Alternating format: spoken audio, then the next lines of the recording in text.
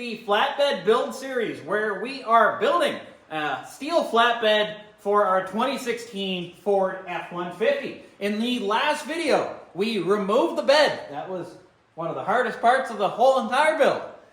Second, we made the basic carriage, and I mean basic. We are still going to build off of it, but at least this lets us now build on it, which is exactly what we want. In this video, we're going to be adding cross members. That's going to be fun, and we're going to be making, hopefully, the general shape of this flatbed, minus the headache rack. Let's get right into part 2 of this build series, step-by-step guide on how to make a flatbed for your Ford. Should be pretty good. Let's get right into it. Okay, so I have, this is 3-inch by 4.10 or 4.25 flange. I believe that's what it is. If I got it wrong, I'll put it right here, what it actually is. This is what we got going on. I'm already measured it out. Basically, this is going to dictate our max width. I was thinking about doing a narrow to fat to narrow, and that likely would look pretty slick. I think what we're going to end up doing, honestly, I was doing a little bit of looking, and I think this is what we're going to end up doing. We're going to be doing a narrow to fat to narrow design for our flat deck build. So that brings us over here. What do we need for measurements? I've been playing around with what I want here because basically there's going to be 4 inches additional on each side going over this because we're going to put a rub rail on this, remember. So that begs the question, how long are our first cross members going to be? I think I got a good idea on what I want to do. So that's what we got set up right now. 17 per side. It kind of comes out to roughly 79, and I quite like the look of it, but I want that angle of attack. So first off, we're starting off with 78 up front. Or sorry, we're going to do, yes, sorry. We're going to restart. We're going to be doing 78 up front, and then we're going to do 80 in front of the tires. That way it kind of bulbouses out. It gives us the most clearance for our tires because this rub rail I kind of want on the outside of the tire with the flange and all that stuff. And then we might have to do one more because I don't know where I want my cutoff to be for the slant back. I imagine it's going to be further to the back than it is on the front. That way we don't have as aggressive of an angle. That's fine by me. Either that or we do all the same distance and it's a box. I kind of want to have some fun with it. So that's what we're going to do. We're doing 78 up front. We're going to do one cut of 78. And then we do know that we have to have another cut of 78 back here because that's going to be our final measurement, basically, where it's going to square off. We might do just a tad bit smaller too. Maybe we'll do one more because we do have to finish it off with our 410. Either way, we'll figure it out. But the first cut is going to be 78, and then we're going to have 2 at 80 for sure. So let's start chopping. All right, guys, so we got it roughly sketched up. I have the center not in there for a reason. We'll come back to him in a bit. So 78, 80, 80, 80, and we opted to just go 78 on the back. We're going to see how much of a sway in, if that's what we want, or if we want it a little bit more narrowed up. I'm not exactly sold on it, and I'm willing to sacrifice 3 to 4 inches of that metal if we change our mind near the end. But that's going directly flush to the tailboard. So what we're going to start doing now is finding our spacing. I'm just going to use one of those as a reference because I have to weld up one of them because they're too short. I had to get them in 10-foot lengths, and I knew this was going to happen, but eventually it did. I got long enough cuts, but not long enough. So I got to weld up one, extend them up, and we're going to kind of roughly go somewhere around there, but I'm just going to use him as a spacing reference for right now. So discount that middle one. But what we're going to do, I'm going to weld in the first one, get him situated, because he's going to play an integral part with this flange here. It's all going to come together. Just wait and see. So that's what we're going to do. I think it's going to work out pretty darn slick. Let me set him up, and we'll go from there. All right, so we're on to the fun one now, the rear. So, again, we have, if I believe, 78, 80, 80, 80. Those are all welded in. Not with the extra bracing or anything, but they're all welded in. We're back to a 78 for the rear. Gives us a small bit of taper. What I'm going to do, I'm thinking, we're going to go 16 inches in on this fella, and then we're going to 15 degree it off in the edge. So it's going to give us kind of like a double bevel, a small little bevel at the end. I think it's going to look pretty good. That's what I'm hoping. Anyway, you never know. But there you go. There's your mark. Again, 16, 16, 15 degrees. That's what we're going for. So cut it at 15 degrees, and we should just be able to swap because they're mirrored in theory. That's what we're going to try to do. We're going to see how it turns out. I'll give you guys all the measurements in a second. I just want to set this guy up because then we can put our rub rail and then we can put the inside. Okay, so this is kind of the rough idea. I got this guy set at 30 degrees. We might have to notch him just to kind of clear it, but we'll have the rub rail start there. It'll come out just that 1 inch. Then she'll come out, or sorry, the 2 inch there because it's 78 and 80. No, 1 inch. Yeah, 1 inch per side. Come out, boom, boom, boom. She'll come here, and it'll kind of do one of these. Zing right in. I think that will work out pretty good. Side note, I screwed up a little bit, but it's going to have to work for my flatbed. This back one is supposed to be a 4 by 510 flange, and I just got in the heat of the moment, and I did it with a 3 by, I think it's a 410 flange. Should have been one of the big guys because this is the rear rub rail again. So the rear rub rail the rub rail will come out all the way to here, and it was supposed to do a full circle around. I screwed that up. We're still going to do a rub rail on the back, but it's going to be using the 3-inch flange instead. Not ideal, not exactly what I wanted, but at least it keeps it level, and I didn't have to notch the 410, the 4 by 510 flange. So it is what it is. What we're going to do, I'm going to do one flange side. That way, this guy gets nice and strong. Well, I guess he's not going anywhere, actually. Either way, I think I'm going to put that guy up. We're going to tap this one off, because I really want to see what the general shape of this thing's going to be. Alrighty, in case you guys are curious on how I'm leveling this guy out, because it's quite heavy, clamp, piece of steel to your existing member. There you go, 2 of them. And then you just kind of clamp him on. So I'm just going to weld up these seams. I got them all cleaned up. There and there and there. Not too bad. Weld those up. I'll mimic that side and I'll bring you guys back. But yeah, that's how I'm doing the sides anyway. All right, so I got the rub rails roughed in. Not too shabby. Not too shabby at all. I got to do these guys now. I got this corner still. And then that corner there. Again, measurements are going to come in a second. I'll make sure I show you guys all that stuff. I just kind of want to finish up some things here first so you can kind of get a good visual. This guy, I think I'm going to angle it here or here, somewhere around there, and it's going to bevel in and reduce down to the 3-inch, so 4 to 3. We'll see if it'll work out. I'm not entirely sure, but that's what we got going on so far. So, let me get to work.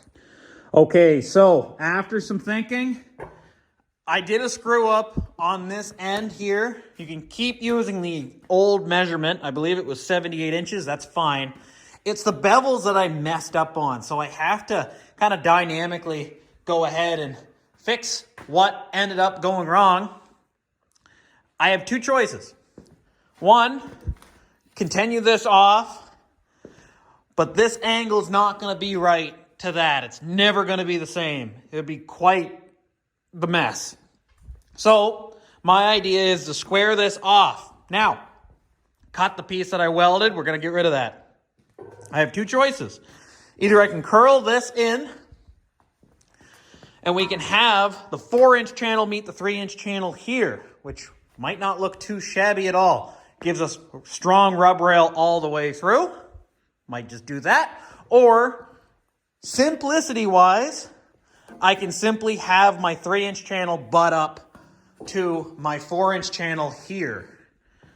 I'm going to figure out which way I want to go, and I'll bring you guys back. But one way, I have to slant this out and bring that flange up, a little bit of work, or I can just butt it.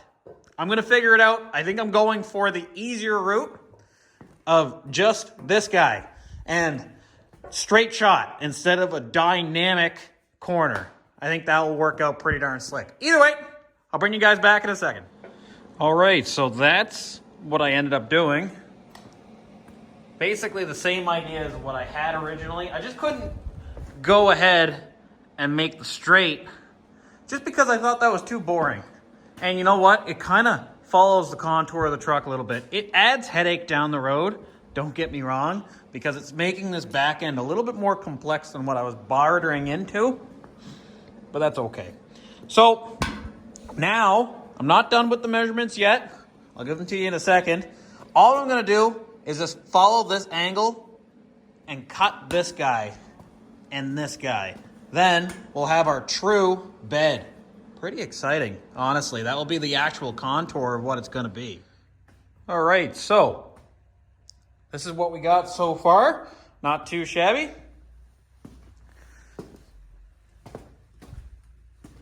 As you can see, we're making good headway, especially here at the back. Not too bad. I got to clean up a lot of welds, but overall, it's taking quite the shape. So what I'm going to do now is cut these fellas off. Just follow the same trajectory as this last beam, both sides. That's the angle of attack we're going to go with. I think it's going to work out pretty darn slick. And then from there, we can figure out what we're going to do. Oh, and by the way, I wanted to bring you guys in so we can get some measurements here. All right, so measurement-wise, this guy, 18.5 inches from that end. Bam. That's my center mark, and that's my center mark. We're doing 22.25 inch from that cut to my center line. We got that little bit of an overhang. Not too bad. Not too bad at all. 15 degrees and 15 degrees. Inverse cut makes 30 degrees. 15 and 15, and then it's flush with this end piece right here. As you can see, that's kind of how we got this guy set up there. Not too shabby at all. These will find their own home, basically, as long as you do them degrees the exact same way, but I can tell you just how long these fellas are here. Let me give that an angled chop. I'll bring you guys right back. We can observe how we did. Okay, so I got the rear stake pockets all cut out. This is 3x2 1/4-inch wall tube, or 3/16 wall tube. We got 5 of them, all cut at 3 inches long. And that's kind of the idea. So we're doing 1, 2, 3, 4, and 5. Roughly in those specific spots. Now, those two questions, or those two corners, you're likely going to have questions on.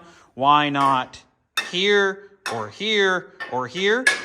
It's mainly for that 3-inch flat bar. If I put it here, then now we have quite the little spot for rust to accumulate in there. And I know it doesn't look too glamorous right now. I still got to clean it up, but it is what it is. If I put it here, I can finish off that 3-inch flat bar and still have this corner piece exposed. Again, that way, hopefully, we can clean this out down the road. That's the thought process anyway.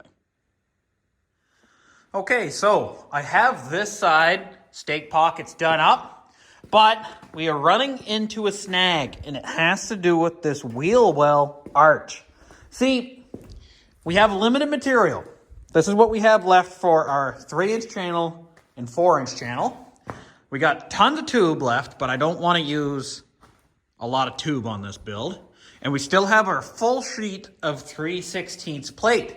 Now, I need this to become the back rack. The bumper, we can build out a plate. I'm not too concerned with that if push comes to shove. But the headache rack, however, it was designed, or my design goes off of that tubing. So we have to change things up a little bit because I kind of want to use some 3/16 for a wheel well or at least a small wheel well. I'm not entirely sold on that. But two things. We can't finish the flat bar over top of our stake pockets until we sort out this. And in order to sort out this, we have to build the headache rack. So I think this is where we're going to end this video. The end of part 2, officially. I did want to include the rub rails into this video, but logistically wise, we kind of have to finish the headache rack before we can finish the rub rail, just because I want to know how we're going to incorporate it to that last corner without me cutting it all up. It is what she be. Either way, we've got a lot done on this. We've essentially got all the crosses minus this no man's land section in the center, but we will deal with that. I just don't want to use up material in case we don't have to, because we'll likely use up a good amount of that on the headache rack. That's the main thing. Headache rack, bumper we can do out of 3/16 plate, not a big deal. That's the main concern. But we have all those. We have the general shape done. I think it's going to work out pretty darn slick. As far as deck space goes, we have about 89 inches of usable deck space. That's just basically 7.5 feet. And we have a little bit in front of that cross member on our carriage that we still haven't used, but that's where the headache rack's going.